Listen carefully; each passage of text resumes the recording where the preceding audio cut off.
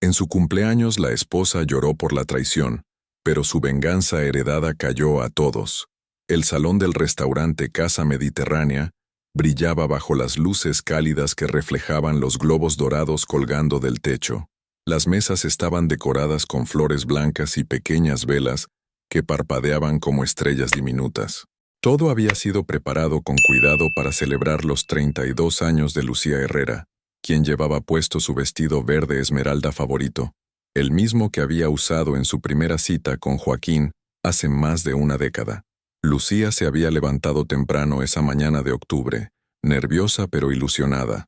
Había pasado la semana anterior organizando cada detalle: el menú, las invitaciones, incluso había encargado un pastel de 3 pisos con fresas frescas, el favorito de su marido. A los 32 años seguía creyendo que los cumpleaños eran momentos mágicos donde las familias se reunían para celebrar el amor. ¿Estás segura de que quieres tanto escándalo?, le había preguntado su cuñada Nerea mientras ayudaba a colgar las guirnaldas. Joaquín no parece muy entusiasmado últimamente. Es solo estrés del trabajo, había respondido Lucía, ajustando un globo que se había desplazado. Cuando vea a toda la familia reunida, se le pasará. Siempre le gustan estas cosas, solo que no lo admite. Pero mientras esperaba en el salón rodeada de sus padres, hermanos y amigos más cercanos, Lucía comenzó a sentir que algo no encajaba.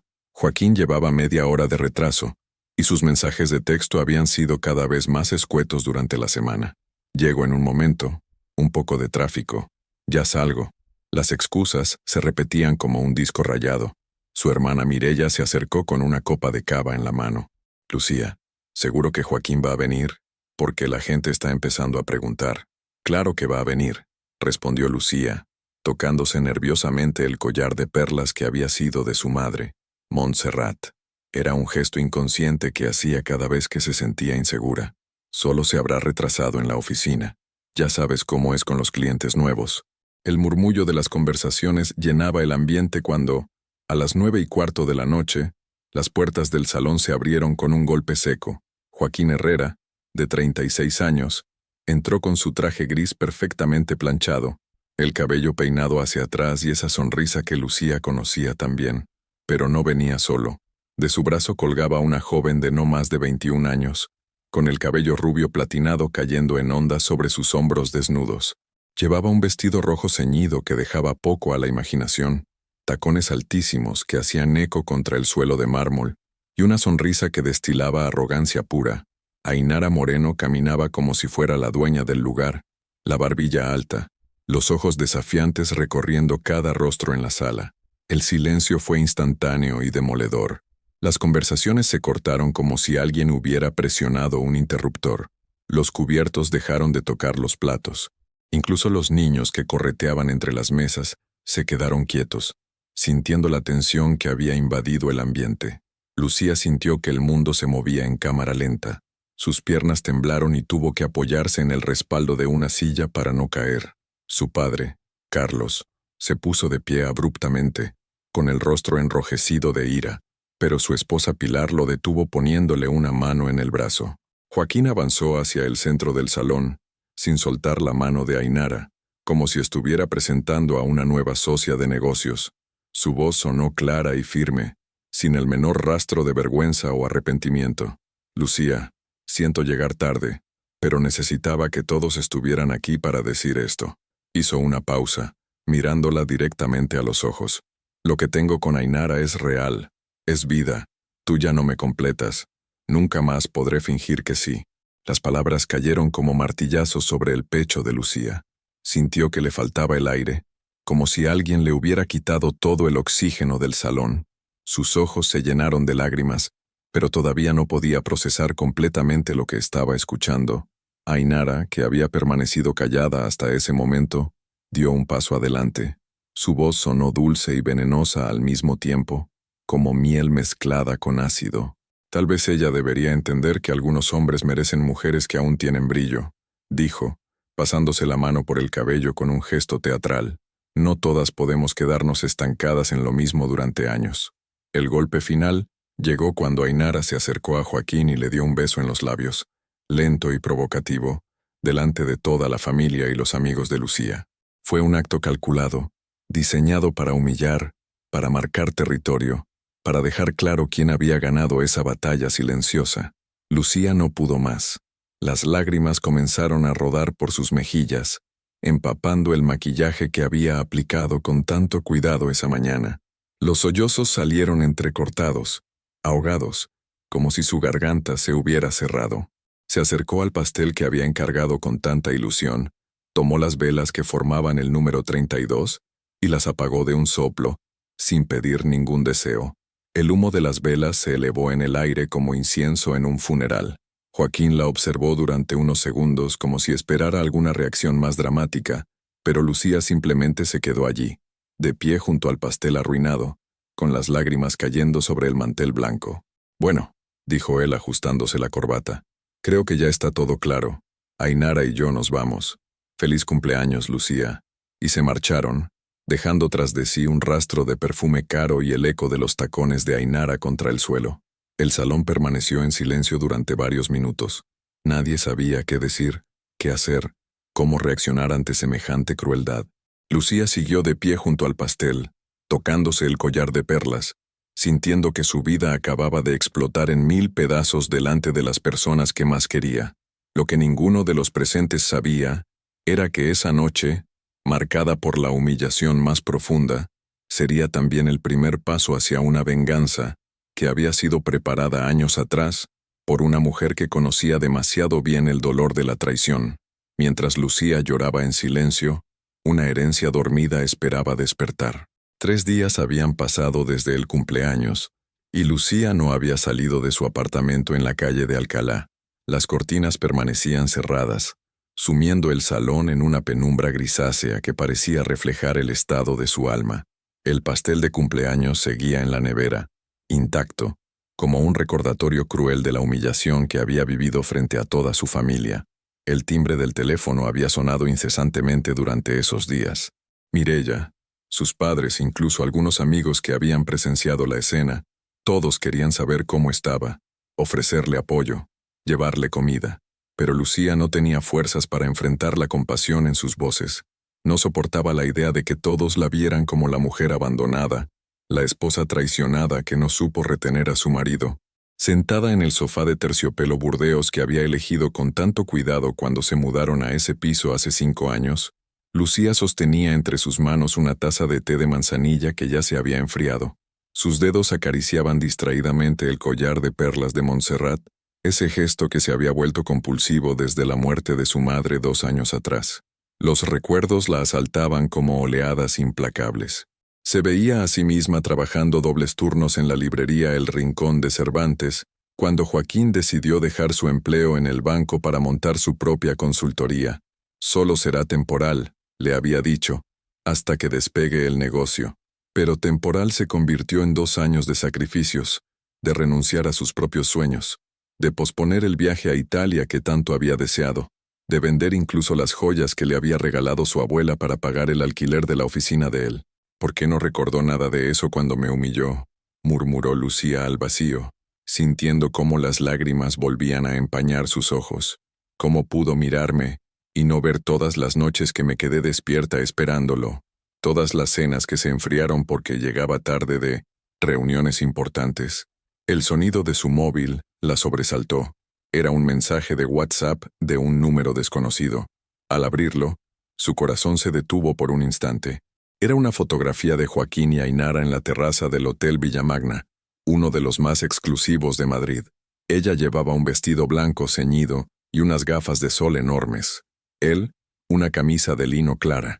Ambos sonreían mientras brindaban con copas de champán. Debajo de la imagen, un mensaje que cortó como un cuchillo. Algunos hombres saben reconocer cuándo es hora de cambiar. Gracias por liberarlo, Lucía. Lucía dejó caer el teléfono como si quemara. Sus manos temblaron mientras se llevaba las palmas a la cara, sintiendo que la humillación la golpeaba de nuevo con la misma fuerza que aquella noche. No era suficiente con haberla destrozado en público. Ahora Ainara necesitaba asegurarse de que el dolor siguiera latiendo, de que cada día fuera un recordatorio de su derrota. El ruido de la puerta principal la hizo levantar la cabeza. Era Mireya, que tenía llaves del apartamento y había decidido que 3 días de aislamiento eran más que suficientes. Lucía, cariño, abre las cortinas, dijo su hermana menor mientras se dirigía directamente a las ventanas. Este sitio parece una cueva. La luz del sol entró a raudales, haciendo que Lucía parpadeara como un animal nocturno expuesto repentinamente al día. Mireya, de 28 años, y con esa energía incansable que la caracterizaba, se acercó al sofá y se sentó junto a su hermana. «Te he traído sopa de lentejas de mamá y magdalenas de la mallorquina», dijo, colocando una bolsa de papel sobre la mesa de centro. «Y antes de que digas que no tienes hambre, vas a comer aunque tenga que metértelo con cuchara como cuando éramos pequeñas». Lucía intentó sonreír, pero la mueca se convirtió en una nueva oleada de llanto. «Mireya, me ha mandado una foto. Están en un hotel de lujo. Ella se está burlando de mí». Mireya tomó el teléfono y vio la imagen. Su rostro se endureció de inmediato. «Esa zorra manipuladora», murmuró entre dientes. «Lucía, escúchame bien. Esto no tiene nada que ver contigo. Esto es pura maldad, pura crueldad. Una mujer que necesita humillar a otra para sentirse bien consigo misma está más vacía que un pozo seco. Pero tiene razón. Sollozó Lucía. Soy mayor que ella, más aburrida. Me quedé estancada cuidando de todo el mundo menos de mí misma. ¿Qué hombre va a querer a una mujer de 32 años que no ha hecho nada emocionante en su vida?» Mireya la tomó de los hombros con firmeza. «¿Estancada? ¿Tú? Lucía, terminaste una carrera mientras trabajabas de noche. Salvaste el negocio de papá cuando tuvo el infarto. Cuidaste a mamá durante toda su enfermedad sin quejarte ni una sola vez. Le pagaste los estudios de máster a Joaquín con tu propio dinero. ¿Y eso es estar estancada?» Las palabras de Mireya resonaron en el apartamento silencioso. Lucía se secó las lágrimas con el dorso de la mano, sintiendo por primera vez en días algo parecido a la indignación. Entonces, ¿por qué me cambió por ella? ¿Por qué no fui suficiente? «Porque él es un cobarde que necesita sentirse importante», respondió Mireya sin dudar. «Y ella es una oportunista que vio a un hombre con algo de dinero y decidió casarlo. Pero escúchame bien, hermana. Esto no va a durar. Los hombres como Joaquín siempre necesitan sentirse admirados, y las mujeres como Ainara siempre están buscando algo mejor. Cuando se den cuenta de lo que realmente son, se van a despedazar el uno al otro». Lucía asintió lentamente, sintiendo que una pequeña llama de esperanza se encendía en su pecho. No era venganza lo que sentía, sino algo más profundo, la necesidad de recuperar su dignidad, de recordar quién había sido antes de perderse en la sombra de Joaquín. «¿Sabes qué es lo más extraño?», murmuró Lucía tocándose de nuevo el collar de perlas. «Siento como si mamá estuviera intentando decirme algo, como si hubiera dejado algo inconcluso». Mireya la miró con curiosidad. «¿A qué te refieres?» «No lo sé. Es solo una sensación, como si tuviera que buscar algo que ella quería que encontrara». En ese momento, el timbre del portero automático las interrumpió. Una voz formal y educada resonó por el altavoz. «Señora Lucía Herrera, soy Fernando Vega, abogado. Necesito hablar con usted sobre un asunto relacionado con el testamento de su madre, Montserrat. ¿Podría concederme unos minutos?» Lucía y Mireya se miraron con sorpresa. El testamento de su madre había sido resuelto hacía 2 años. ¿Qué podía querer un abogado ahora? «Suba, por favor», respondió Lucía, sintiendo que su corazón comenzaba a latir más rápido. Mientras esperaban, Mireya apretó la mano de su hermana. «¿Ves? Te dije que mamá estaba intentando decirte algo». El ascensor subía lentamente hacia el 4º piso, trayendo consigo respuestas que cambiarían todo lo que Lucía creía saber sobre su pasado y su futuro. Fernando Vega era un hombre que imponía respeto sin necesidad de alzar la voz. A los 71 años, su cabello completamente blanco estaba perfectamente peinado hacia atrás, y sus ojos grises transmitían una serenidad que solo dan las décadas de experiencia. Llevaba un traje gris oscuro impecable y un maletín de cuero que parecía haber acompañado muchas batallas legales. Cuando Lucía abrió la puerta, Fernando la observó con detenimiento, como si estuviera comparando su rostro con alguna imagen guardada en su memoria. «Tiene los mismos ojos que su madre», dijo con una sonrisa melancólica. «Montserrat hablaba mucho de usted, señora Herrera. Lamento mucho las circunstancias que me traen aquí, pero creo que lo que tengo que contarle le dará una perspectiva muy diferente de su situación actual». Lucía lo invitó a pasar al salón, donde Mireya ya había preparado café. El ambiente seguía cargado de tristeza, pero la presencia del abogado había introducido un elemento de misterio que había despertado la curiosidad de ambas hermanas. Fernando se sentó en el sillón frente al sofá, abrió su maletín con movimientos precisos y extrajo una carpeta beige bastante gruesa. En la portada, escrito con la letra elegante de Montserrat, se leía: «Para Lucía, en su cumpleaños número 32. Su madre vino a mi despacho por primera vez hace 5 años», comenzó Fernando, ajustándose las gafas. Acababa de ser diagnosticada con cáncer, pero no venía a hablar de testamentos ordinarios. Venía con una historia que había guardado en secreto durante más de 30 años. Lucía sintió un escalofrío recorrer su espalda. Mireya se inclinó hacia adelante, intrigada. «¿Qué clase de historia?», preguntó Lucía con voz apenas audible. Fernando abrió la carpeta y extrajo una fotografía en blanco y negro, amarillenta por el tiempo. En ella se veía a una Montserrat muy joven, no más de 25 años, de pie frente a una imponente casa de piedra en lo que parecía ser un pueblo de montaña. Su madre no era solo la mujer trabajadora y sacrificada que ustedes conocieron. Montserrat heredó una fortuna considerable de su familia materna, los Mendoza, una dinastía de comerciantes textiles que prosperó durante décadas en Cantabria. Propiedades, acciones, incluso una pequeña empresa que todavía genera beneficios. «Eso es imposible», interrumpió Mireya. «Mamá siempre vivió con lo justo. Trabajaba en una oficina, papá era mecánico. Nunca tuvimos dinero de sobra». Fernando sonrió con tristeza, porque Montserrat decidió ocultar su patrimonio cuando se casó con su padre. ¿Saben por qué? Las hermanas negaron con la cabeza, completamente desconcertadas. «Porque había estado casada antes», reveló Fernando, dejando que las palabras se asentaran en el silencio del salón. Su primer marido, Álvaro Mendoza, era su primo y heredero de la fortuna familiar. Un hombre encantador en público, pero que en privado la humillaba constantemente.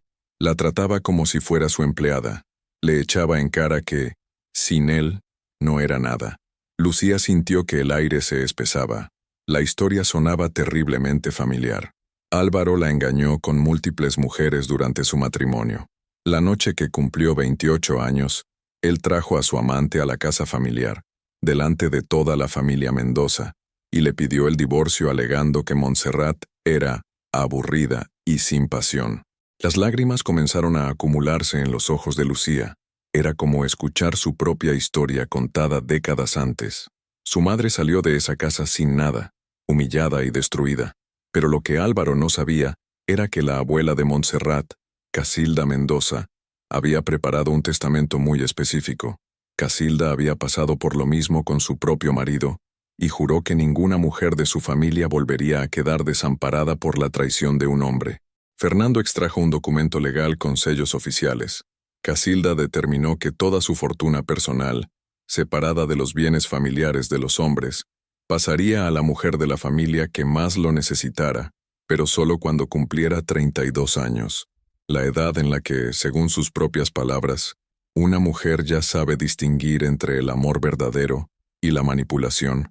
¿Y mamá heredó todo eso?, preguntó Mireya boquiabierta.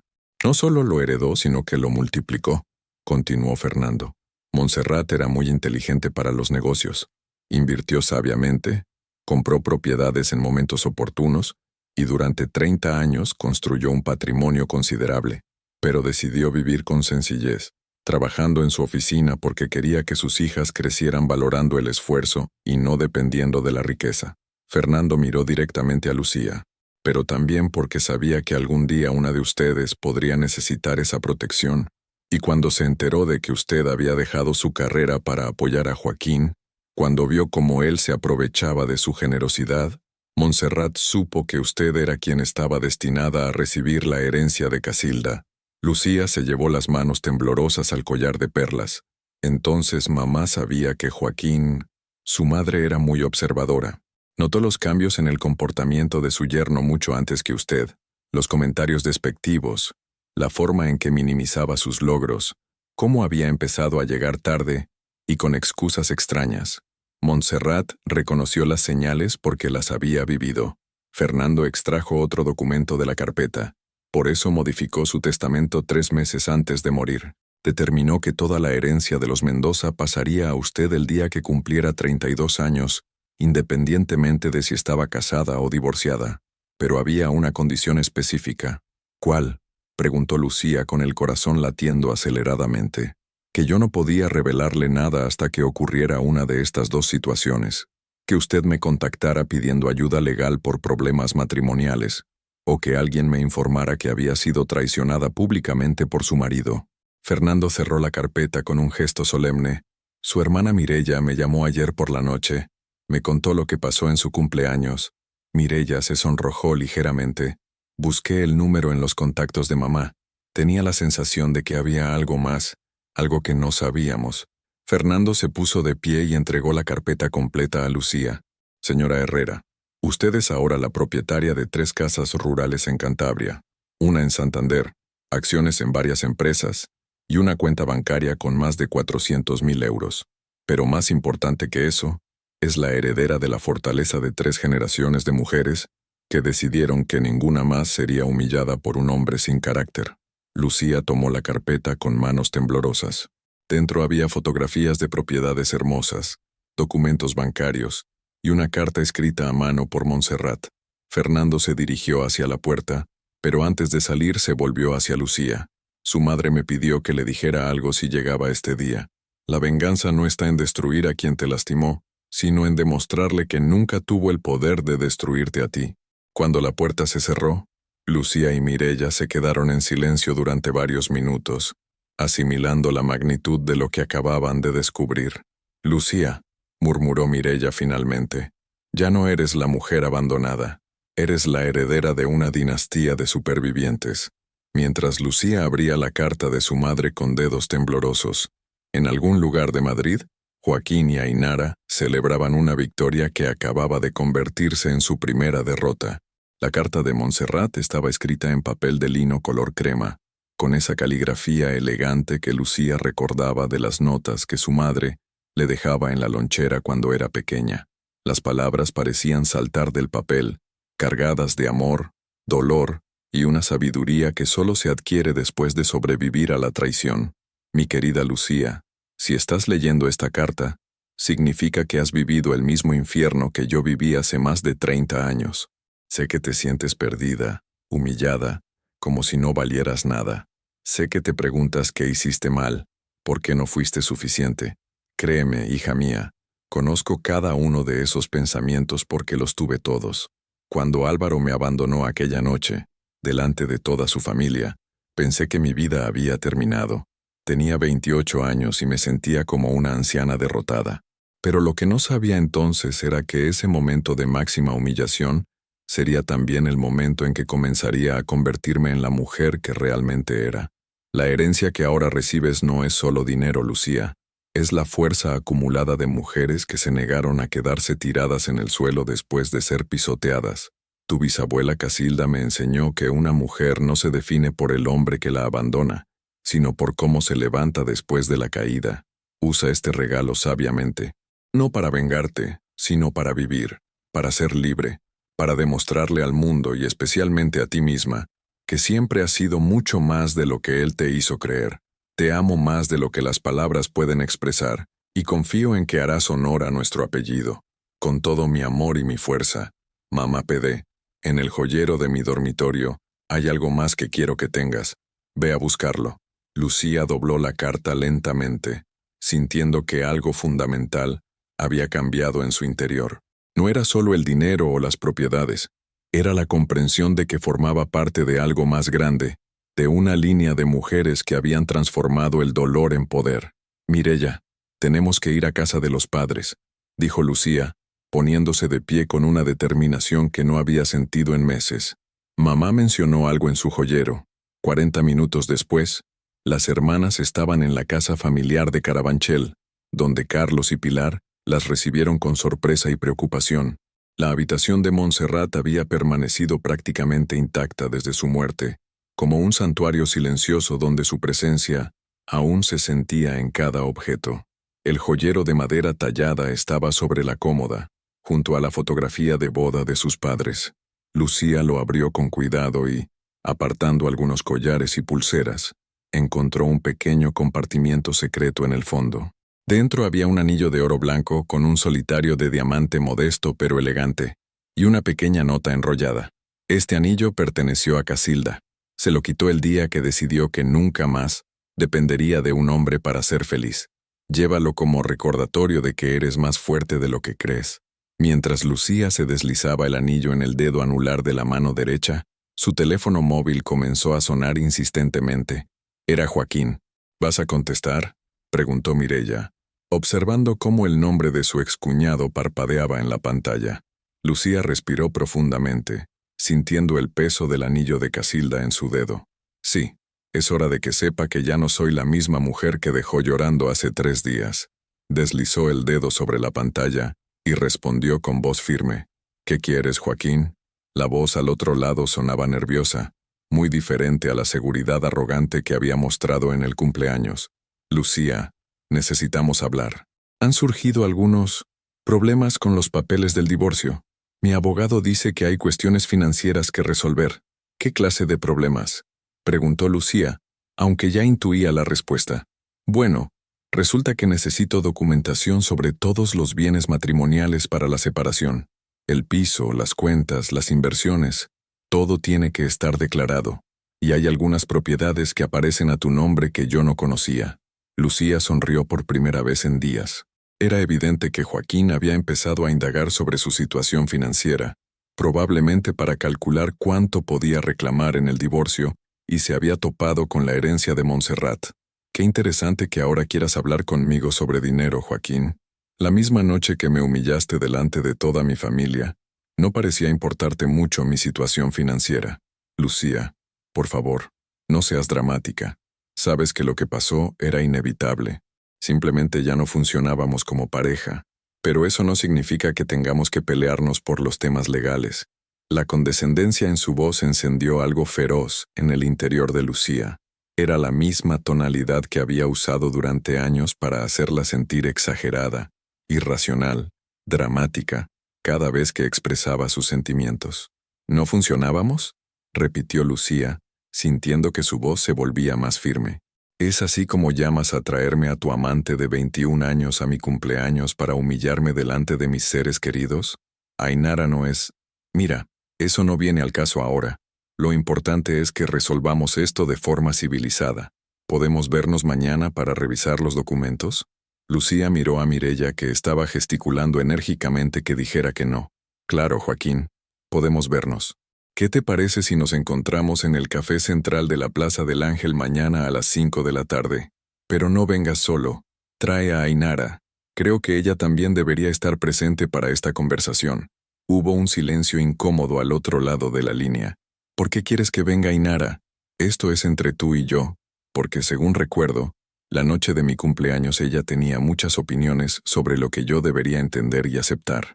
Me parece justo que ahora escuche lo que yo tengo que decir.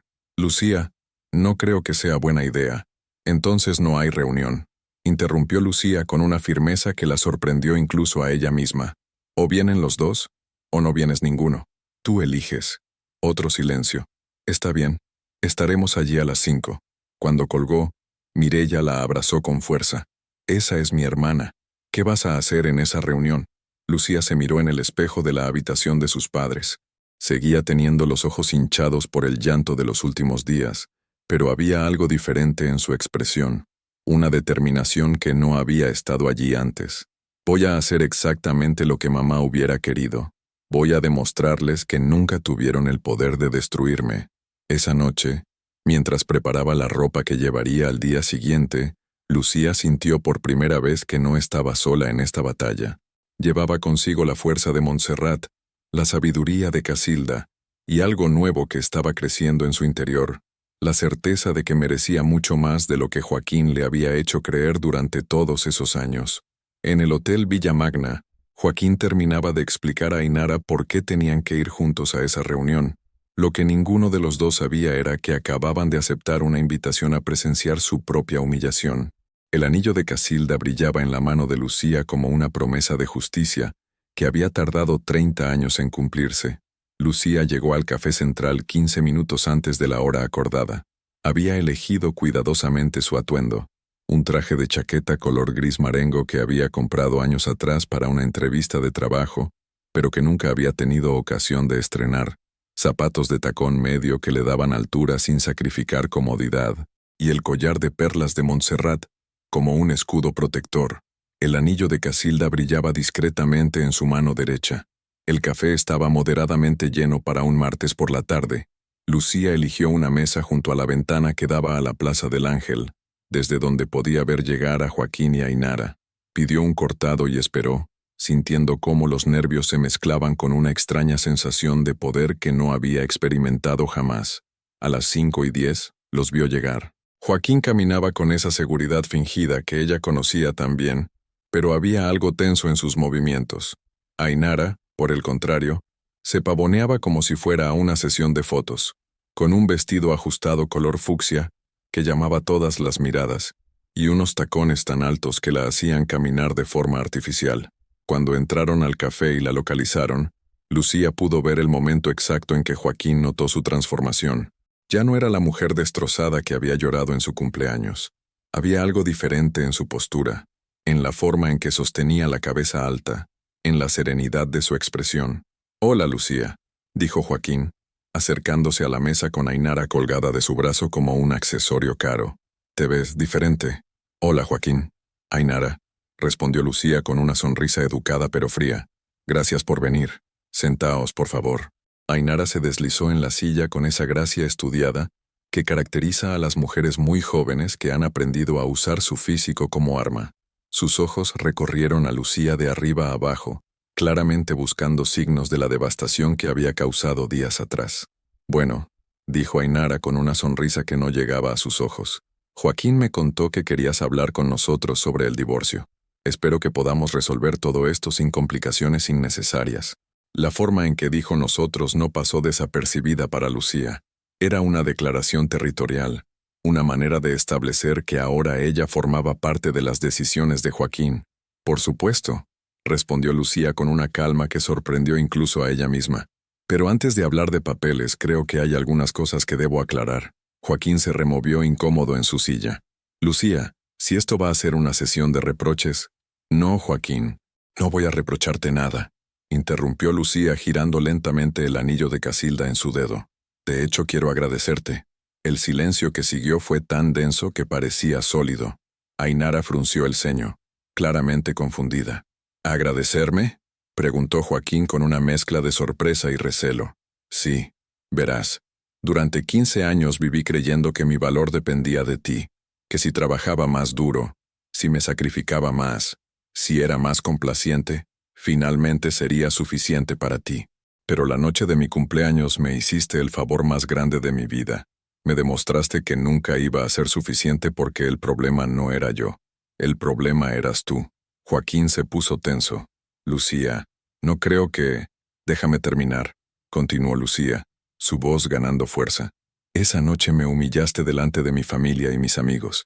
Me hiciste sentir como si fuera una mujer vieja, aburrida, sin valor. Y durante 3 días lo creí. Lloré. Me odié a mí misma. Pensé que tenías razón». Ainara sonrió con satisfacción creyendo que Lucía estaba confirmando su victoria.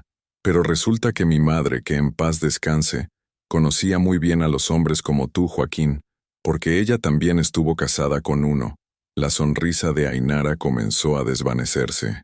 «¿De qué estás hablando?», preguntó Joaquín, cada vez más nervioso. Lucía abrió su bolso y extrajo una carpeta. La colocó sobre la mesa con un gesto deliberadamente teatral. «Estoy hablando de que ayer descubrí que soy heredera de un patrimonio considerable. Propiedades, acciones, cuentas bancarias. Todo a mi nombre. Nada de régimen matrimonial». Los ojos de Joaquín se fijaron en la carpeta como si fuera una serpiente venenosa. «Eso es imposible. Tu madre no tenía dinero. Mi madre tenía más dinero del que tú verás en toda tu vida», respondió Lucía con una sonrisa que destilaba una dulzura venenosa. Pero eligió vivir con sencillez porque sabía que algún día una de sus hijas podría necesitar esa protección. Y tenía razón. Ainara, que había permanecido callada, se inclinó hacia adelante. «¿De cuánto dinero estamos hablando?». «Ainara». La voz de Lucía se volvió cortante como un cuchillo. Ese no es asunto tuyo. Tú no eres mi familia, no eres mi amiga, ni siquiera eres mi conocida. Eres simplemente la mujer que decidió destrozar un matrimonio y humillar a otra mujer para alimentar su ego. El café parecía haberse quedado en silencio, aunque las conversaciones de las otras mesas continuaban. Era como si hubiera una burbuja de tensión alrededor de su mesa. Pero volvamos a los agradecimientos, continuó Lucía. Joaquín, gracias por enseñarme que un hombre que necesita humillar a su esposa para sentirse importante no es un hombre, es un cobarde. Gracias por demostrarme que alguien que es capaz de traer a su amante al cumpleaños de su mujer no tiene honor ni dignidad. Lucía, ya basta, murmuró Joaquín mirando nerviosamente a las mesas cercanas. ¿Ya basta? La voz de Lucía subió ligeramente de tono. ¿Te molesta que hable en público de lo que hiciste? ¿Te avergüenza que la gente sepa la clase de hombre que eres? Ainara intentó intervenir con su tono más dulce y manipulador. Lucía, creo que estás siendo un poco dramática. Lo que pasó entre Joaquín y tú simplemente era que ya no funcionaba. Estas cosas pasan. No hay por qué ponerse así. Lucía la miró fijamente durante varios segundos, con una intensidad que hizo que Ainara se removiera incómoda en su silla. ¿Dramática?, repitió Lucía lentamente. Ainara, tienes 21 años. Has vivido tan poco que confundes crueldad con madurez. Crees que destruir a otra mujer te hace poderosa, pero solo te hace patética. Oye, no tienes derecho a... Empezó a protestar Ainara, pero Lucía la interrumpió. Tengo todo el derecho del mundo, porque mientras tú estabas aprendiendo a caminar con tacones, yo estaba construyendo una vida. Mientras tú jugabas a ser adulta, yo estaba trabajando para sacar adelante a esta familia. Y mientras tú creías que habías ganado algo quitándome a Joaquín, yo estaba a punto de descubrir que soy mucho más valiosa de lo que cualquiera de los dos puede entender. Joaquín intentó recuperar el control de la situación. Lucía, está bien, has hecho tu número. Ahora hablemos de lo que realmente importa. ¿Cuánto dinero hay exactamente? Porque legalmente tengo derecho a... ¿Derecho? La risa de Lucía sonó cristalina y fría. Joaquín, no tienes derecho a nada. Esta herencia viene de mi familia materna, es anterior a nuestro matrimonio, y está completamente separada de cualquier bien matrimonial. La expresión de Joaquín cambió radicalmente. La arrogancia se desvaneció, reemplazada por algo que parecía pánico. Pero yo invertí años de mi vida en este matrimonio. Dejé oportunidades laborales para... ¿Para qué?, lo interrumpió Lucía. ¿Para montar una consultoría que yo financié trabajando dobles turnos? ¿Para irte de viajes de negocios que ahora me doy cuenta de que no eran exactamente de trabajo? El silencio que siguió fue devastador. Lucía se puso de pie lentamente, tomó su bolso y la carpeta. El divorcio procederá según la ley. Tú te quedas con tus cosas, yo me quedo con las mías. Y mis cosas, resulta que son considerablemente más de lo que pensabas. Antes de marcharse, se volvió hacia Ainara. Y tú, querida, disfruta de tu premio. Espero que valga la pena haberte rebajado tanto para conseguirlo. Lucía salió del café con la cabeza alta, sintiendo que cada paso la alejaba no solo del lugar, sino de la mujer que había sido hasta esa tarde. Detrás de ella, Joaquín y Ainara se quedaron sentados en un silencio tenso, dándose cuenta de que acababan de presenciar el nacimiento de una mujer que ya no tenían ningún poder para lastimar. 3 semanas habían pasado desde el encuentro en el Café Central, y Madrid había entrado en noviembre con esa melancolía otoñal que parecía reflejar el estado de ánimo de Joaquín Herrera. Sentado en el sofá de cuero del apartamento que ahora compartía con Ainara en Malasaña, observaba por la ventana cómo las hojas doradas caían de los árboles de la calle San Andrés. El apartamento era considerablemente más pequeño que la casa que había compartido con Lucía. 2 habitaciones, un salón diminuto y una cocina que apenas cabían 2 personas. Joaquín había tenido que mudarse allí después de que Lucía, con una eficiencia que lo había sorprendido, hubiera iniciado todos los trámites del divorcio y le hubiera dado 30 días para encontrar otro lugar donde vivir. Joaquín, ¿me estás escuchando? La voz de Ainara sonaba irritada desde la cocina. Te estoy hablando del viaje a Ibiza que propuso Cristina. Todas las chicas van a ir, y quiero que vengamos nosotros también. Ainara, ya te he dicho que ahora mismo no puedo permitirme ese tipo de gastos. respondió Joaquín sin apartar la vista de la ventana. Los trámites del divorcio están costando más de lo que pensaba, y los clientes no están pagando tan rápido como esperaba. La verdad era más complicada que eso. Durante las últimas semanas, Joaquín había descubierto que su reputación profesional había sufrido un golpe inesperado. La historia de cómo había humillado a Lucía en su cumpleaños se había extendido por los círculos sociales y empresariales de Madrid con la velocidad de un incendio. Algunos clientes habían cancelado contratos, otros simplemente habían dejado de responder a sus llamadas. Su socio Miguel Vázquez le había confesado la semana anterior que varios empresarios habían comentado que no confiaban en un hombre que trataba así a su propia esposa. En el mundo de los negocios, la reputación personal a menudo era tan importante como la competencia profesional. Ainara apareció en el salón secándose las manos con un paño de cocina.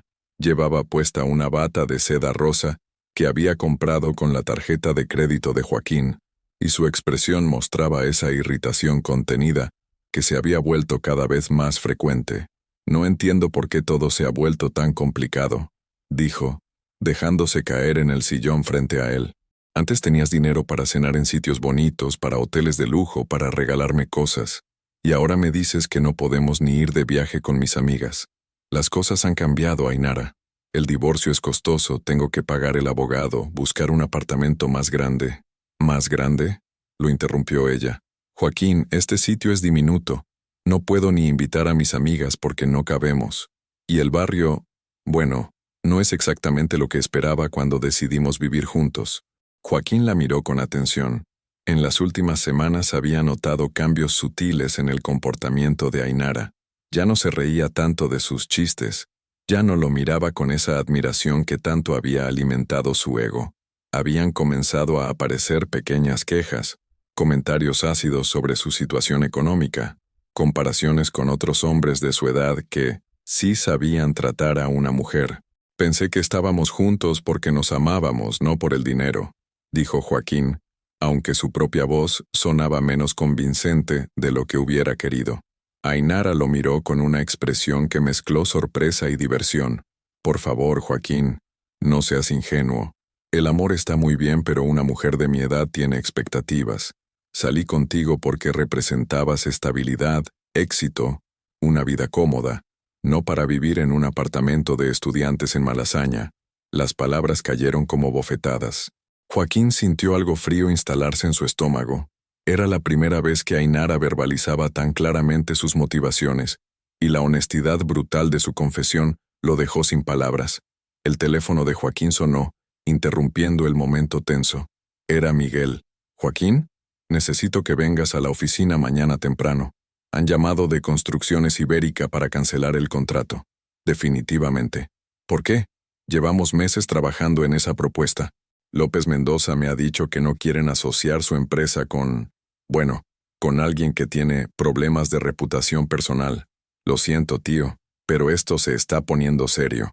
Cuando colgó, Joaquín se quedó mirando el teléfono durante varios segundos. Construcciones Ibérica era su cliente más importante. Representaba casi el 40% de sus ingresos anuales. «¿Qué pasó?», preguntó Ainara, aunque su tono sonaba más impaciente que preocupado. «He perdido mi cliente más importante. Al parecer, mi reputación personal está afectando mi negocio». Ainara guardó silencio durante unos momentos, pero Joaquín pudo ver cómo procesaba mentalmente las implicaciones económicas de esa noticia. «¿Y qué vas a hacer al respecto?». «No lo sé. Quizás pueda hablar con otros clientes potenciales, diversificar, o quizás», lo interrumpió Ainara con una voz que sonaba cada vez más fría, «podrías intentar arreglar las cosas con Lucía. Conseguir que retire todo este escándalo que ha montado sobre ti». Joaquín la miró incrédulo. «¿Arreglar las cosas con Lucía? Ainara, yo la dejé por ti. Nos vamos a divorciar. No hay vuelta atrás». «No estoy hablando de volver con ella», replicó Ainara con impaciencia. «Estoy hablando de convencerla de que deje de hablar mal de ti por ahí, de que sea más discreta sobre lo que pasó. Lucía no está hablando mal de mí. La gente simplemente saca sus propias conclusiones sobre lo que vieron en su cumpleaños». Ainara se puso de pie y comenzó a caminar por el pequeño salón como un animal enjaulado. «Bueno, Pues entonces tendrás que encontrar otra forma de solucionarlo, porque yo no me voy a quedar aquí viviendo como una estudiante de universidad mientras tú intentas reconstruir tu carrera desde cero. ¿Qué quieres decir con eso? Ainara se volvió hacia él con una expresión que mezcló frialdad y cálculo. Quiero decir que cuando me fui contigo, creía que estaba mejorando mi vida, no empeorándola. Y si las cosas no mejoran pronto... No terminó la frase, pero no hacía falta. El mensaje estaba claro. Esa noche, mientras Ainara dormía a su lado en la cama que era demasiado pequeña para el colchón, que habían tenido que comprar de segunda mano, Joaquín permaneció despierto mirando al techo. Por primera vez desde que había tomado la decisión de dejar a Lucía, comenzó a cuestionar si había hecho lo correcto. No era que extrañara a Lucía, se dijo a sí mismo. Era que no había previsto las consecuencias de sus acciones. No había pensado que la gente pudiera juzgarlo tan duramente, que su negocio se viera afectado, que Ainara pudiera ser tan pragmática en sus expectativas. Durante 15 años, Lucía había sido su red de seguridad emocional y económica. Cuando los negocios iban mal, ella trabajaba más horas. Cuando él necesitaba apoyo, ella estaba allí. Cuando cometía errores, ella los solucionaba sin reproches. Había dado todo eso por sentado, creyendo que era lo normal, lo que él merecía. Ahora, por primera vez, se encontraba verdaderamente solo con las consecuencias de sus decisiones. Al otro lado de Madrid, en su apartamento de la calle de Alcalá, Lucía dormía profundamente por primera vez en meses. Había pasado el día visitando una de las propiedades que había heredado en Santander, una casa con vistas al mar que Montserrat había comprado años atrás como inversión. Era hermosa, acogedora y completamente suya. Mientras Joaquín contaba grietas en el techo de su nueva vida, Lucía soñaba con posibilidades infinitas. Las decisiones, como las hojas de otoño, siempre acaban cayendo al suelo para mostrar su verdadera naturaleza. La casa familiar de Carabanchel resplandecía con las luces navideñas que Carlos había colgado con el mismo esmero de todos los años. El aroma de cordero asado y polvorones caseros flotaba desde la cocina, donde Pilar había pasado toda la tarde preparando la cena de Nochebuena. Era la primera Navidad desde la separación, y todos habían hecho un esfuerzo especial para que Lucía se sintiera arropada por su familia. Lucía llegó a las 8 de la tarde, llevando un vestido de terciopelo azul noche que había comprado esa misma semana. No era una compra impulsiva por el dolor, sino una elección consciente de una mujer que había redescubierto el placer de cuidarse a sí misma. El anillo de Casilda brillaba en su mano derecha, y llevaba unos pendientes de diamantes que había encontrado en otro compartimiento secreto del joyero de Montserrat. «Lucía», exclamó su sobrina Valeria, de 8 años, corriendo hacia ella. «Estás preciosa. ¿Es verdad que ahora eres rica como las princesas de los cuentos?» «Valeria no se pregunta eso», la riñó suavemente su madre, Elena, la esposa del hermano mayor de Lucía, Román. Lucía se agachó para quedar a la altura de su sobrina y le sonrió. «No soy una princesa, cielo, pero sí soy una mujer afortunada que ha aprendido a valorarse a sí misma». Mientras la familia se reunía en el salón antes de la cena, Lucía notó las miradas de curiosidad y admiración. En los 2 meses transcurridos desde el descubrimiento de la herencia, había experimentado una transformación que iba mucho más allá de lo económico. Caminaba más erguida, hablaba con más seguridad, y había una serenidad en sus ojos que reemplazaba la ansiedad constante que la había acompañado durante años. «Cuéntanos cómo van las cosas, hija», dijo Carlos, sirviendo una copa de cava. «Mireya nos ha contado que has estado visitando las propiedades». «La verdad es que ha sido revelador», respondió Lucía aceptando la copa. «La casa de Santander es increíble. Tiene vistas al mar y un jardín precioso. Estoy pensando en convertirla en una casa rural, y la finca de Potes tiene un potencial enorme para turismo de naturaleza». «¿Y vas a dejar el trabajo en la librería?», preguntó Elena. «Ya lo he dejado», anunció Lucía con una sonrisa.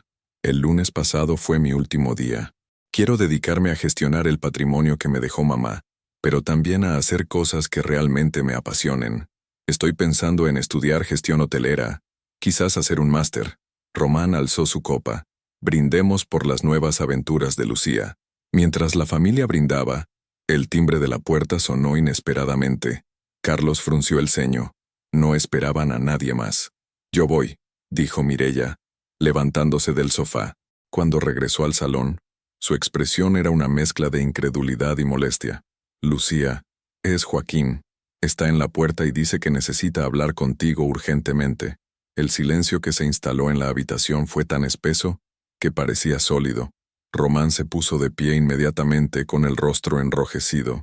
¿Tiene la desfachatez de venir aquí en Nochebuena? Después de lo que le hizo a mi hermana. Román, tranquilo, dijo Lucía, aunque su voz temblaba ligeramente. No pasa nada. Iré a ver qué quiere. No tienes por qué hablar con él, intervino Carlos.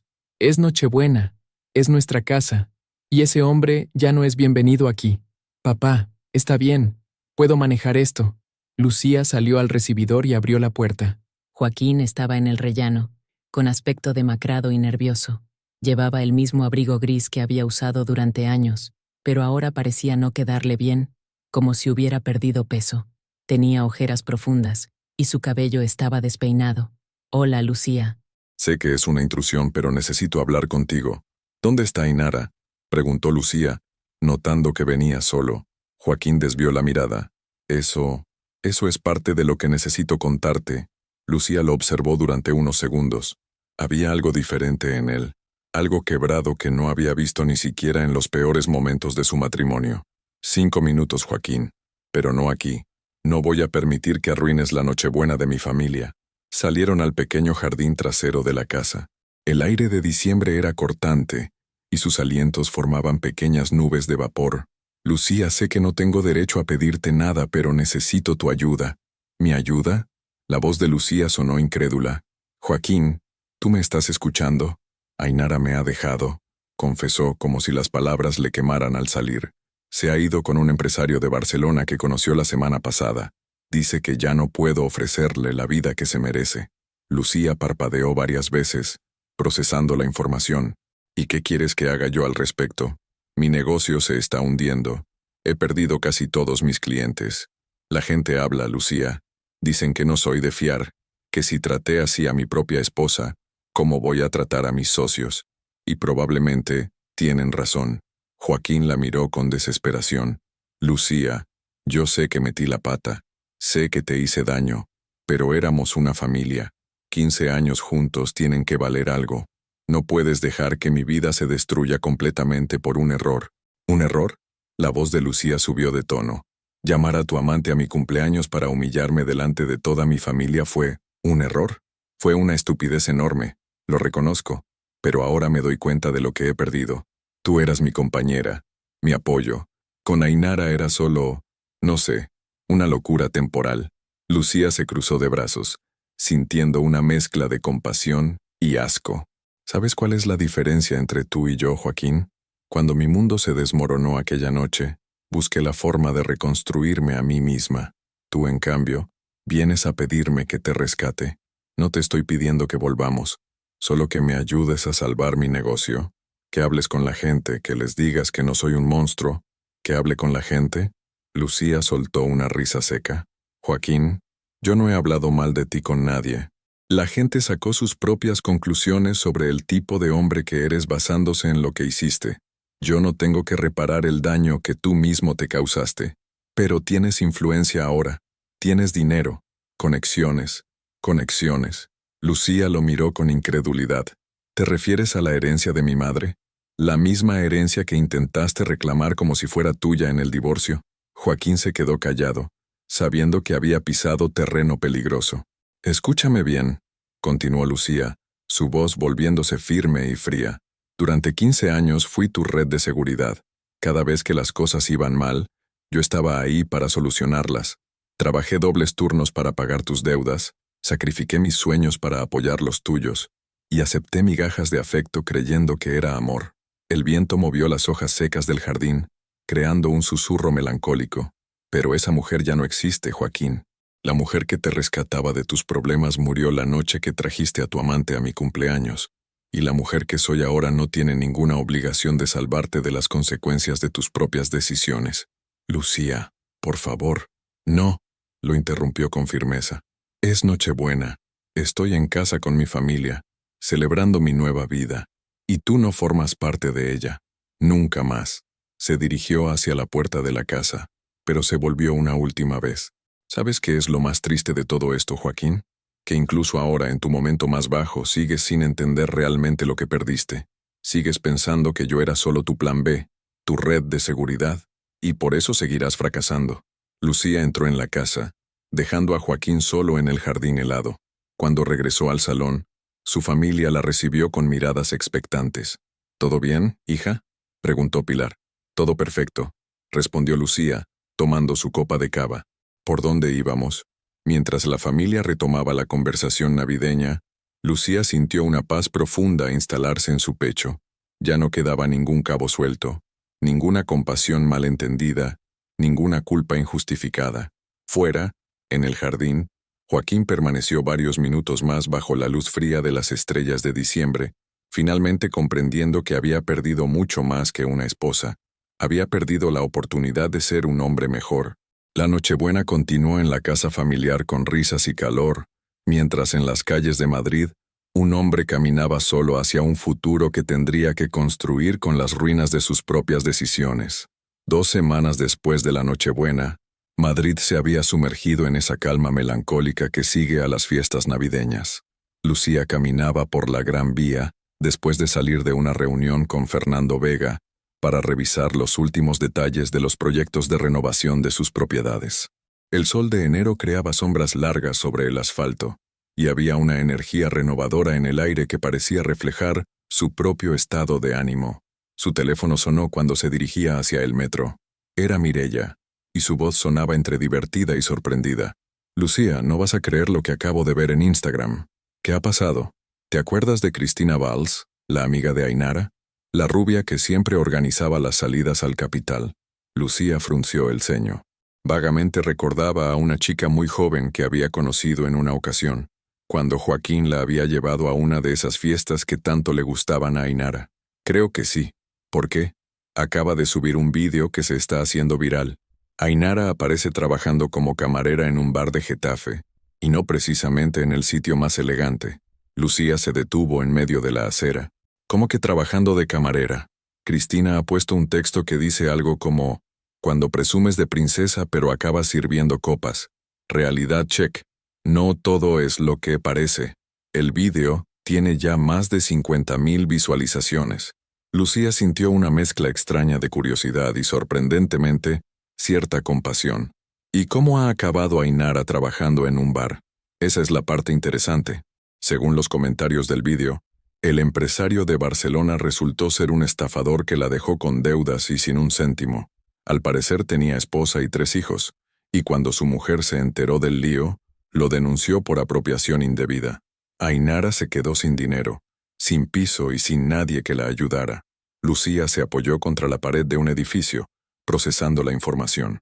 «Es terrible», murmuró, aunque una parte de ella no podía evitar ver la ironía cósmica de la situación. «Pero espera, ¿qué hay más?», continuó Mireia. «He estado leyendo los comentarios, y al parecer nadie de su círculo de amigas quiere saber nada de ella. Dicen que cuando tenía dinero era muy despectiva con las chicas que trabajaban en empleos normales, y que ahora que está en la misma situación, nadie quiere ayudarla». Esa tarde, Lucía se encontraba en su apartamento revisando los planos para la renovación de la casa de Santander, cuando el portero automático sonó. Era una voz que reconoció inmediatamente, aunque sonaba muy diferente a como la recordaba. «Lucía, soy Ainara. Por favor, necesito hablar contigo». Lucía se quedó paralizada durante varios segundos.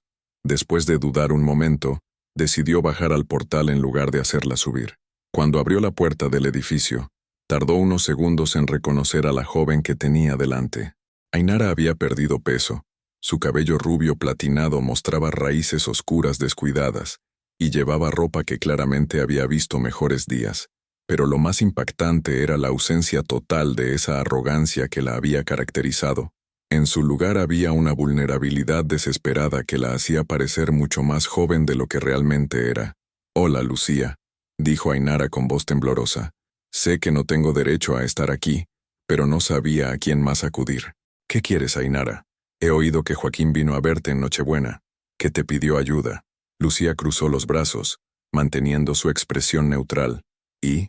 Quería pedirte perdón y preguntarte si también podrías ayudarme a mí. La petición sonó tan patética que Lucía sintió una punzada de compasión, seguida inmediatamente por una oleada de indignación. ¿Perdón por qué exactamente, Ainara? La joven bajó la mirada, incapaz de sostener los ojos de Lucía. Por todo. Por lo que pasó en tu cumpleaños, por las cosas que dije, por haber destrozado tu matrimonio. Tú no destrozaste mi matrimonio, respondió Lucía con frialdad. Mi matrimonio se destrozó porque mi marido eligió humillarme delante de mi familia. Tú fuiste simplemente el instrumento que él eligió para hacerlo. Ainara levantó la vista, con lágrimas comenzando a acumularse en sus ojos. Pero yo sabía que estaba casado. Sabía que te estaba haciendo daño y no me importó. Es más, me gustaba. Me hacía sentir poderosa. Al menos ahora eres honesta, replicó Lucía sin una pizca de calidez. Lucía, ahora entiendo lo que se siente cuando te humillan, cuando te descartan como si no fueras nada. Raúl, su voz se quebró al pronunciar el nombre, me dijo exactamente las mismas cosas que Joaquín te dijo a ti, que era joven, que tenía brillo, que su esposa era aburrida y mayor, y cuando su mujer se enteró de todo, él me echó la culpa de todo, y me dejó sin nada. ¿Y ahora qué? ¿Vienes a buscar otra mujer mayor que te rescate de las consecuencias de tus propias decisiones? Las palabras de Lucía fueron como bofetadas. Ainara comenzó a llorar abiertamente. No, no es eso. Solo quería que supieras que tenías razón, que no era amor lo que sentía por Joaquín, era codicia, era querer una vida fácil sin trabajar por ella. Y ahora que estoy trabajando 12 horas al día en un bar de Getafe para poder pagar una habitación compartida, me doy cuenta de lo despreciable que fui contigo. Lucía observó a la joven llorar sin inmutarse. No sentía compasión, ni satisfacción, ni tristeza, solo una fría indiferencia hacia alguien que había elegido ser cruel cuando tenía poder. ¿Y qué quieres que haga con esa información, Ainara? ¿Que te aplauda por darte cuenta de algo tan obvio? Solo quería pedirte perdón. De verdad, no acepto tu perdón, dijo Lucía con una dureza que hizo que Ainara retrocediera. No porque sea rencorosa, sino porque tu arrepentimiento solo llegó cuando te quedaste sin nada. Cuando tenías poder sobre mí, elegiste usarlo para humillarme. Tu perdón ahora no vale nada. Ainara sollozó más fuerte. ¿Nunca podrás perdonarme? El perdón es algo que se gana, Ainara, y tú lo único que has ganado son las consecuencias de tus propias acciones. Eso es justicia, no una tragedia. ¿No sientes nada viendo cómo estoy ahora? Lucía la miró con ojos fríos como el hielo. Siento exactamente lo mismo que tú sentiste cuando me mandaste esa foto desde el hotel. Nada. Ainara se quedó callada, temblando. Ahora vete, continuó Lucía, y no vuelvas a buscarme.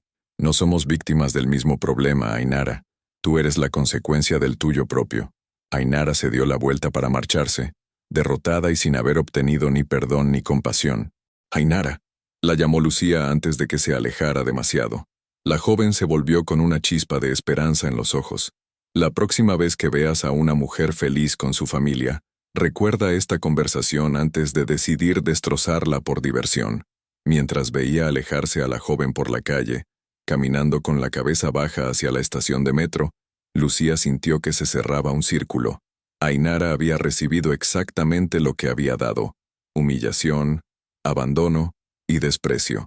No había redención posible para quien había elegido ser cruel por placer. Subiendo las escaleras hacia su apartamento, Lucía se dio cuenta de que había presenciado algo que su madre hubiera entendido perfectamente, que quienes destrozan vidas ajenas por diversión, inevitablemente ven las suyas destrozadas por la misma crueldad que sembraron. Santander, mayo de 2025. El sonido de las gaviotas y el aroma salado del mar despertaron a Lucía en su primera mañana en la casa de Puerto Chico. Desde la ventana de su nuevo dormitorio, podía ver el Palacio de la Magdalena a lo lejos, mientras las pequeñas embarcaciones se mecían suavemente en la bahía. Era sábado, y por primera vez en años, no tenía la sensación de que el fin de semana fuera solo una pausa, antes de volver a una vida que no le pertenecía. Hacía 4 meses que se había mudado definitivamente a Santander para dirigir personalmente la conversión de las propiedades de Montserrat en un pequeño imperio de turismo rural. La casa principal, Una elegante construcción de principios del siglo XX con vistas al mar se había convertido en su hogar. Las otras dos propiedades en comillas y potes estaban siendo transformadas en casas rurales de lujo que ya tenían reservas hasta el otoño. A sus 33 años, Lucía había desarrollado una rutina que le daba una satisfacción profunda. Se levantaba temprano, desayunaba en la terraza mientras revisaba las reservas y coordinaba con Isabel Mendoza, su nueva socia en el proyecto turístico, los detalles de las próximas inauguraciones. Isabel, de 42 años, era una empresaria cántabra con experiencia en hostelería que se había convertido en mucho más que una socia. Era una amiga que entendía su visión de crear espacios donde las personas pudieran reconectarse con la naturaleza y consigo mismas. «Buenos días, jefa», dijo Isabel apareciendo en la terraza con 2 tazas de café y una sonrisa. «¿Lista para la inauguración de mañana?» «Más que lista», respondió Lucía, aceptando la taza con gratitud. «¿Han confirmado asistencia los periodistas del diario Montañés y Cantabria Económica?» «Todos confirmados. Y también vendrá Alejandro Ruiz, el director de turismo de la consejería. Está muy interesado en nuestro proyecto de turismo sostenible». Lucía sonrió. El proyecto había crecido más allá de sus expectativas iniciales. No solo estaban creando espacios hermosos para los huéspedes, sino que habían implementado programas de sostenibilidad, contratado a personal local y establecido colaboraciones con productores de la región. Era exactamente el tipo de negocio que honraba la memoria de Montserrat, próspero, ético y arraigado en la comunidad. El teléfono de Lucía sonó interrumpiendo sus pensamientos. Era Mireya, que la llamaba cada sábado por la mañana sin falta. «Hermana, ¿cómo va todo por ahí? ¿Nerviosa por la inauguración?» «Para nada. Emocionada, más bien. ¿Cómo están papá y mamá?» «Fantásticos. Papá no para de presumir a todos sus amigos de que su hija es empresaria. Y mamá está planeando venir a pasar una semana contigo en junio. Será bienvenida. ¿Y tú qué tal? ¿Sigues saliendo con David?» «Sí, y muy bien. Es un hombre bueno, Lucía. Nada que ver con... Bueno, ya sabes». Lucía sabía.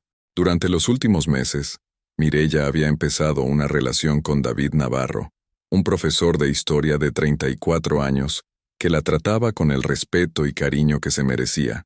Era refrescante ver a su hermana con alguien que valoraba su inteligencia y su independencia. «Me alegro mucho. ¿Alguna novedad de Madrid?» «Bueno, sí. Ayer me encontré con Carmen, la que trabajaba en la oficina donde estaba Joaquín. Me contó que cerró definitivamente la consultoría el mes pasado. Al parecer se ha ido a trabajar para una empresa en Badajoz, algo relacionado con seguros». Lucía sintió una punzada de algo que no era ni satisfacción ni compasión, sino simplemente la constatación de que las decisiones tienen consecuencias. ¿Y Ainara? Según Carmen, sigue trabajando en el bar de Getafe. Al parecer ya nadie del círculo social de antes quiere saber nada de ella. Dicen que cuando veían cómo trataba a otras mujeres, ya sabían qué tipo de persona era realmente. Lucía asintió en silencio. No sentía alegría por la desgracia de Ainara, pero tampoco compasión. Simplemente era el orden natural de las cosas. Quien sembraba crueldad, cosechaba soledad. Cambiando de tema, continuó Mireya. ¿Hay algún hombre interesante en tu nueva vida de empresaria rural? Lucía se rió, una risa genuina y relajada. Mireya, por primera vez en mi vida adulta, no estoy buscando a un hombre para completarme. Estoy completa yo sola. Si aparece alguien especial será bienvenido, pero ya no siento que me falte algo. Esa es la mejor respuesta que podrías dar. Después de colgar, Lucía se quedó en la terraza contemplando el mar. Era curioso cómo la vida había tomado una forma tan diferente a la que había imaginado hace un año. Ya no era la esposa abnegada que trabajaba dobles turnos para sostener los sueños de otro. Era una mujer que había construido sus propios sueños desde los cimientos que le había dejado su madre. Isabel regresó a la terraza con una carpeta llena de documentos. «Lucía, tengo que enseñarte algo. Acaban de llegar las fotografías profesionales de las 3 propiedades. Van a quedar perfectas para la nueva página web». Mientras revisaban las imágenes, Lucía se sintió genuinamente orgullosa de lo que habían conseguido. Las casas rurales combinaban elegancia moderna con respeto por la arquitectura tradicional cántabra. Los jardines estaban cuidados pero conservaban un aire natural. y cada espacio había sido pensado para que los huéspedes sintieran que estaban en un hogar, no en un hotel impersonal.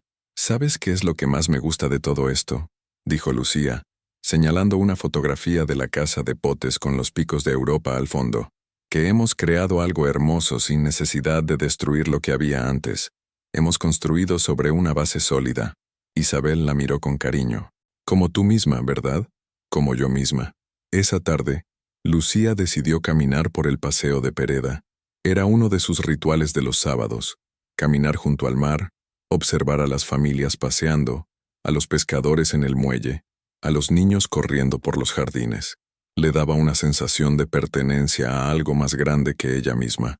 Mientras caminaba, pensó en Montserrat. Había días en los que sentía su presencia tan vívidamente que casi podía escuchar su voz. «Hija mía», parecía decirle, «esto es lo que quería para ti. No una vida perfecta, sino una vida tuya».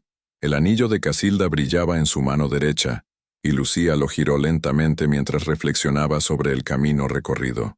Un año atrás había sido humillada en su propio cumpleaños. Había llorado pensando que su vida había terminado. Ahora, con 33 años, sentía que su vida real acababa de empezar. El domingo por la mañana, mientras se preparaba para la inauguración oficial de Casa Rural Montserrat en Comillas, Lucía se miró en el espejo del dormitorio. Llevaba un vestido azul marino elegante, pero cómodo, el collar de perlas de su madre, y una sonrisa que nacía desde lo más profundo de su ser. No era la sonrisa de una mujer que había sobrevivido a una traición, era la sonrisa de una mujer que había descubierto quién era realmente cuando dejó de definirse por la mirada de los demás. Cuando llegó a Comillas y vio la carpa montada en los jardines de la casa rural, los camareros ultimando detalles, los periodistas preparando sus cámaras, y a Isabel coordinando todo con una eficiencia admirable, Lucía sintió una emoción profunda y pura. «¿Lista, socia?», preguntó Isabel acercándose con una copa de cava en la mano. «Más que lista», respondió Lucía alzando su copa. «Brindemos por las mujeres que construyen en lugar de destruir». Mientras las copas tintineaban bajo el sol de mayo en Cantabria, en algún lugar de Badajoz, un hombre consultaba ofertas de trabajo en Internet, y en un bar de Getafe, una joven servía copas preguntándose si algún día dejaría de pagar por las decisiones que había tomado cuando creía que la crueldad era poder. Santander, octubre de 2025. El Hotel Bahía de Santander estaba engalanado para la gala anual de empresarios cántabros, y Lucía Herrera se encontraba entre los nominados al Premio Joven Empresaria del Año. Sentada en una mesa redonda junto a Isabel y otros empresarios de la región, observaba cómo el salón se llenaba de personalidades del mundo empresarial, político y social de Cantabria. Llevaba un vestido negro de corte elegante que había elegido específicamente para la ocasión, el collar de perlas de Montserrat como siempre, y el anillo de Casilda que ya formaba parte inseparable de su identidad. A los 33 años, Lucía irradiaba una confianza serena que nada tenía que ver con la arrogancia, sino con la paz interior de quien había encontrado su lugar en el mundo. Casa Rural Montserrat había superado todas las expectativas. Las 3 propiedades mantenían una ocupación del 90%, habían creado 25 empleos directos en la región, y su modelo de turismo sostenible había sido reconocido por la Consejería de Turismo como ejemplo a seguir. Pero más allá del éxito económico, Lucía sabía que había creado algo que honraba la memoria de su madre, un legado de trabajo digno, respeto por el entorno y apoyo a la comunidad local. Lucía Herrera, anunció el presentador desde el estrado, fundadora de Casa Rural Montserrat, por su innovador proyecto de turismo sostenible que ha revitalizado el sector en 3 municipios cántabros, creando empleo de calidad y preservando el patrimonio natural de la región. Los aplausos llenaron el salón mientras Lucía se dirigía al escenario. Mientras caminaba entre las mesas recordó otra noche, hacía exactamente 2 años, cuando había caminado entre las mesas de un restaurante diferente, pero entonces había sido para presenciar su humillación. Ahora caminaba hacia el reconocimiento de su propio esfuerzo y visión. Al recibir el premio, una elegante escultura de cristal que representaba las montañas cántabras, Lucía se dirigió al micrófono con una sonrisa genuina. «Este premio no es solo mío, comenzó, su voz clara y firme resonando por todo el salón. Es de mi socia Isabel Mendoza. Es de los 25 trabajadores que hacen posible que nuestros huéspedes vivan experiencias inolvidables, y es especialmente de mi madre, Montserrat, que me enseñó que el verdadero éxito no se mide por lo que acumulas, sino por lo que construyes. Hizo una pausa, buscando las palabras exactas. Hace 2 años, pensé que mi vida había terminado. Creía que mi valor dependía de la opinión que otros tuvieran de mí, pero aprendí algo fundamental. Cuando construyes tu vida sobre cimientos sólidos, tu propio trabajo, tus propios valores, el amor de tu familia, nadie puede derribarla. Los aplausos fueron cálidos y prolongados. Cuando regresó a su mesa, Isabel le apretó la mano con cariño. Tu madre estaría orgullosísima, murmuró. 1 hora después, mientras la gala continuaba con música y conversaciones, Lucía salió a la terraza del hotel para tomar un poco de aire fresco. El puerto de Santander se extendía ante ella, iluminado por las luces nocturnas que se reflejaban en el agua oscura. Era una vista que nunca se cansaba de contemplar. Lucía se volvió al escuchar su nombre. Un hombre de aproximadamente 40 años se acercaba con una sonrisa tímida. Era alto, con el cabello castaño salpicado de algunas canas prematuras y ojos verdes que transmitían calidez y sinceridad. Llevaba un traje gris elegante pero no ostentoso. Soy Pablo Herrera, se presentó extendiendo la mano. Herrera como tú, pero sin parentesco, supongo. Soy arquitecto, trabajo en proyectos de rehabilitación patrimonial. Quería felicitarte por el premio. Tu proyecto es realmente admirable. Gracias, respondió Lucía, estrechando su mano. ¿También eres de Cantabria? De Torrelavega, pero llevo 5 años trabajando por toda la región. De hecho, he estado siguiendo el trabajo que habéis hecho en las casas rurales. La forma en que habéis conservado la arquitectura original, mientras adaptáis los espacios a las necesidades modernas, es ejemplar. Conversaron durante media hora sobre arquitectura, turismo sostenible y la belleza de Cantabria. Pablo resultó ser una persona culta e interesante, con esa rara combinación de inteligencia y humildad que Lucía había aprendido a valorar. Pero lo que más la impresionó fue que en ningún momento intentó impresionarla o demostrar que era más exitoso que ella. Simplemente conversaba como un igual que respetaba su trabajo y sus opiniones. ¿Te gustaría tomar un café algún día?, preguntó Pablo cuando se disponían a regresar al salón. Me encantaría conocer mejor tu visión sobre el turismo rural. Y si no es demasiado atrevimiento, también me gustaría conocerte mejor a ti. Lucía lo miró durante unos segundos, evaluando no sus palabras, sino la honestidad en sus ojos. Me gustaría, respondió finalmente, pero que quede claro que no estoy buscando a alguien que complete mi vida. Mi vida ya está completa. Pablo sonrió con una mezcla de sorpresa y admiración. Esa es exactamente la respuesta de alguien con quien vale la pena tomar un café. Al día siguiente, domingo, Lucía había quedado para almorzar con Mireia, que había venido desde Madrid para asistir a la gala. Se encontraron en El Sardinero, en un restaurante con vistas a la playa donde solían ir cuando Mireia venía de visita. Estoy tan orgullosa de ti, dijo Mireia levantando su copa de albariño. Anoche, viendo cómo recibías ese premio, pensé en todo lo que has pasado para llegar hasta aquí. Ha sido un camino largo, admitió Lucía, pero no lo cambiaría.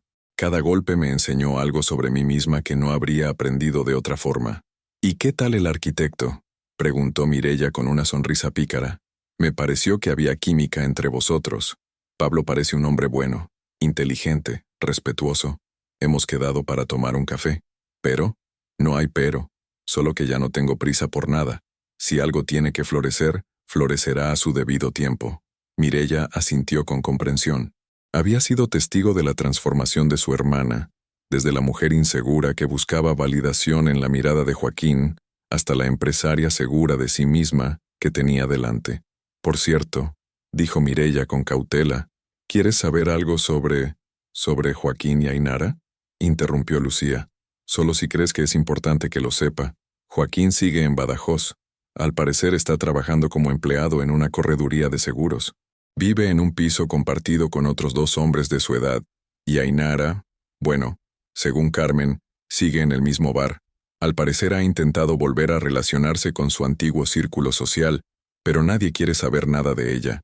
Lucía asintió lentamente. No sentía satisfacción, pero tampoco compasión. Era simplemente información sobre personas que habían formado parte de su pasado. ¿Sabes qué es lo más curioso?, reflexionó Lucía. Durante años me pregunté, ¿qué tendría que cambiar de mí misma para que Joaquín me valorara más? Ahora me doy cuenta de que la pregunta correcta era, ¿qué tendría que cambiar para valorarme yo misma? Y encontraste la respuesta. La respuesta era que no tenía que cambiar nada. Solo tenía que recordar quién era antes de perderme en la sombra de otra persona. Esa tarde, de vuelta en su casa de Puerto Chico, Lucía se sentó en la terraza con una taza de té y la carta que Montserrat le había dejado. La había releído muchas veces durante los últimos 2 años, pero cada vez encontraba nuevos matices, nuevas capas de sabiduría. La venganza no está en destruir a quien te lastimó, sino en demostrarle que nunca tuvo el poder de destruirte a ti. Recordó las palabras de Fernando Vega, transmitiendo el mensaje de su madre. Montserrat tenía razón. No había necesitado destruir a Joaquín o a Ainara. Ellos se habían destruido solos con sus propias decisiones.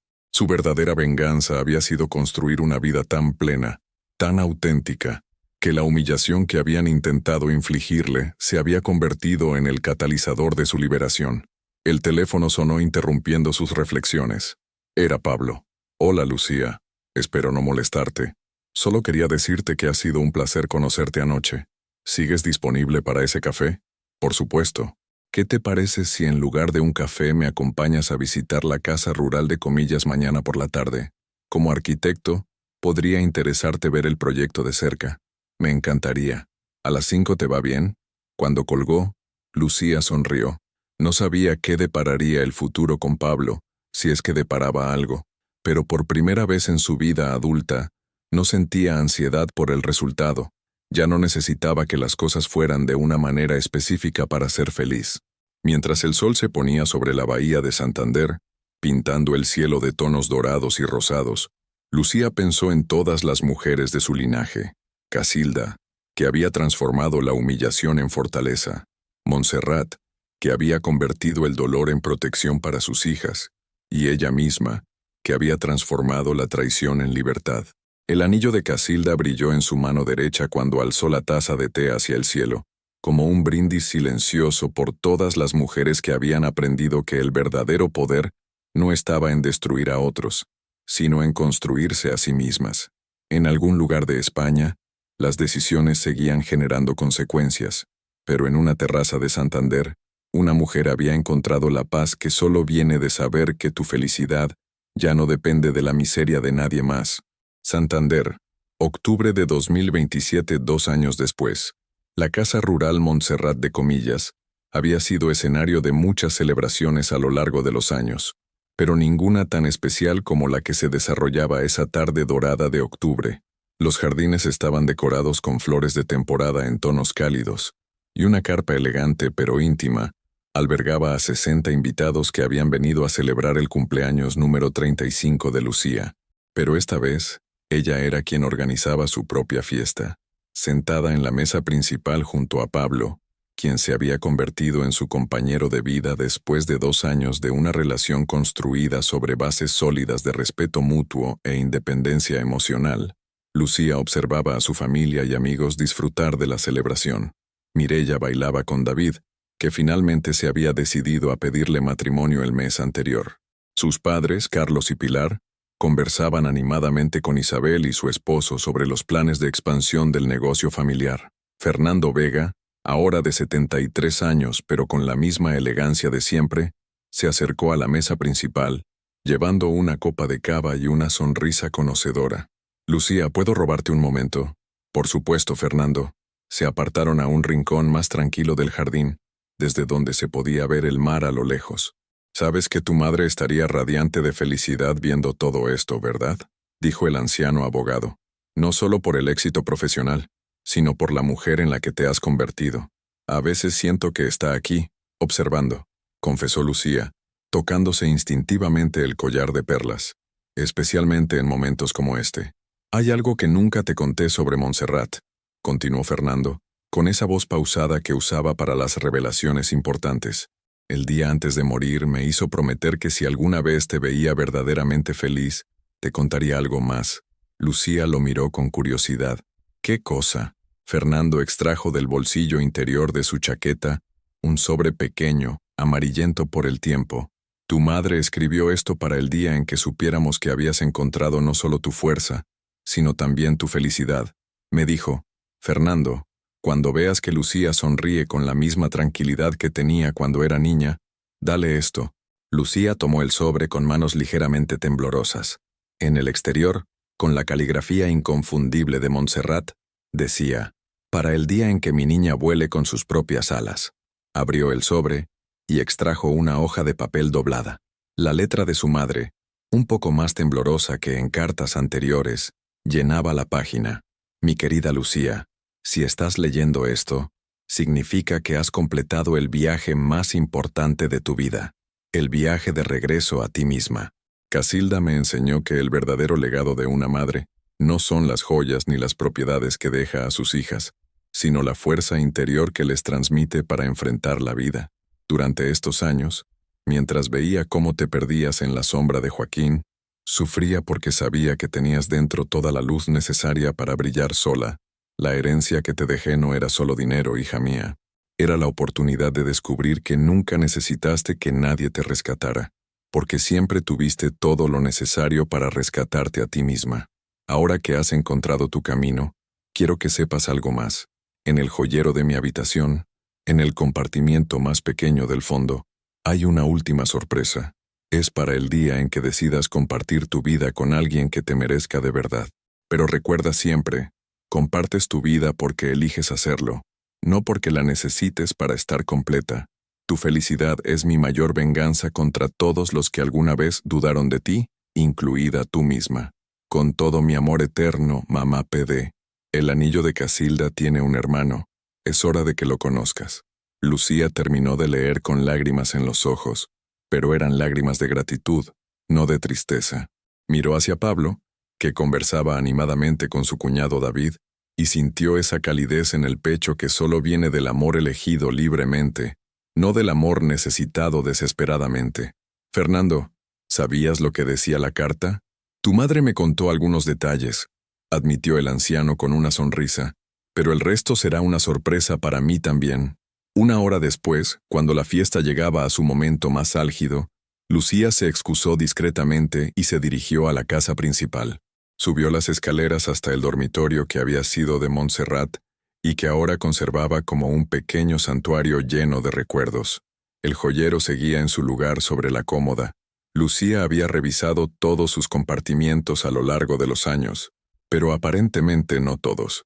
En el fondo del joyero, casi invisible a menos que supieras dónde buscar, había un diminuto cajón secreto.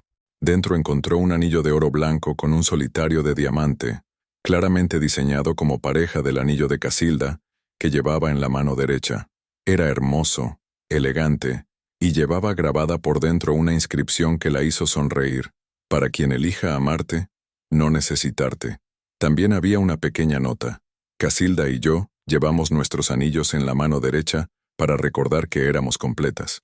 Cuando encuentres a alguien digno de ti, podrás llevar su anillo en la izquierda, sabiendo que eliges estar con él, no que necesitas estar con él. Lucía bajó las escaleras de regreso a la fiesta con el anillo de Casilda en la mano derecha y su hermano en la izquierda, como un recordatorio constante de que era una mujer que había elegido su propia vida. Cuando llegó al jardín, Pablo se acercó a ella con una expresión ligeramente preocupada. ¿Todo bien? Te vi un poco emocionada después de hablar con Fernando. Todo perfecto, respondió Lucía tomando su mano. Solo mi madre recordándome una última vez que soy más fuerte de lo que creía. Pablo observó los dos anillos en sus manos pero no hizo preguntas. Durante 2 años había aprendido a amar y respetar la independencia de Lucía, y sabía que cuando ella quisiera compartir algo, lo haría. ¿Bailamos?, preguntó, extendiendo la mano. Claro. Mientras bailaban bajo las luces cálidas del jardín, rodeados de familia y amigos, Lucía pensó en el camino recorrido. 3 años atrás había sido humillada en su cumpleaños por un hombre que creía que podía descartarla como si fuera un objeto usado. Ahora celebraba rodeada de personas que la valoraban exactamente como era, una mujer completa, exitosa y libre de elegir su propia felicidad. En algún lugar de España, Joaquín seguía trabajando en una oficina gris, viviendo una vida gris, pagando las consecuencias de haber confundido crueldad con poder. Ainara seguía sirviendo copas en un bar, aprendiendo cada día que la belleza sin carácter es una moneda que se devalúa con el tiempo. Pero esas historias ya no formaban parte de la vida de Lucía. Eran simplemente ecos de un pasado que había sido necesario para construir su presente. Cuando la canción terminó, Pablo la miró a los ojos con esa mezcla de amor y admiración que caracterizaba su relación. ¿Sabes qué es lo que más me gusta de ti?, le susurró al oído. ¿Qué? Que no necesitas que te ame para ser feliz, pero eliges dejarme amarte de todas formas. Lucía sonrió, recordando las palabras de su madre. Era exactamente la diferencia entre construir una vida sobre cimientos sólidos y construir sobre arena.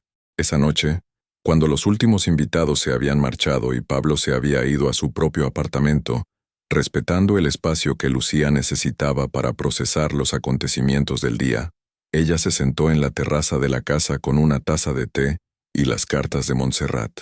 El mar estaba tranquilo, reflejando las estrellas como diamantes sobre terciopelo negro. En la quietud de la noche, Lucía sintió una paz profunda que solo conocen quienes han encontrado su lugar en el mundo. No era la paz de quien ha evitado los golpes de la vida, sino la paz de quien los ha recibido, ha aprendido de ellos y ha salido más fuerte del otro lado. El anillo de Casilda brillaba en su mano derecha, recordándole que era una mujer completa. Su hermano brillaba en la izquierda, recordándole que podía elegir compartir esa completud con alguien digno de ella. Y en la brisa nocturna que venía del mar, Lucía creyó escuchar una última vez la voz de Montserrat susurrando: «Ahora sí, hija mía. Ahora ya eres libre». Fin. Después de seguir la historia completa de Lucía, desde su humillación más profunda hasta su triunfo más dulce, queremos conocer tu perspectiva. ¿Crees que Joaquín y Ainara merecían un castigo más severo, o fue suficiente la justicia social? Esta historia nos recuerda que el verdadero poder no está en vengarse de quien nos lastima, sino en demostrarles que nunca tuvieron el poder de destruirnos. ¿Estás de acuerdo con esta filosofía? ¿O crees que a veces la venganza directa es necesaria? Muchas gracias por seguir hasta el final. Si te ha gustado esta historia, no olvides suscribirte al canal, dejar un like y comentar tu opinión. Tu participación es muy importante para nosotros. Hasta la próxima.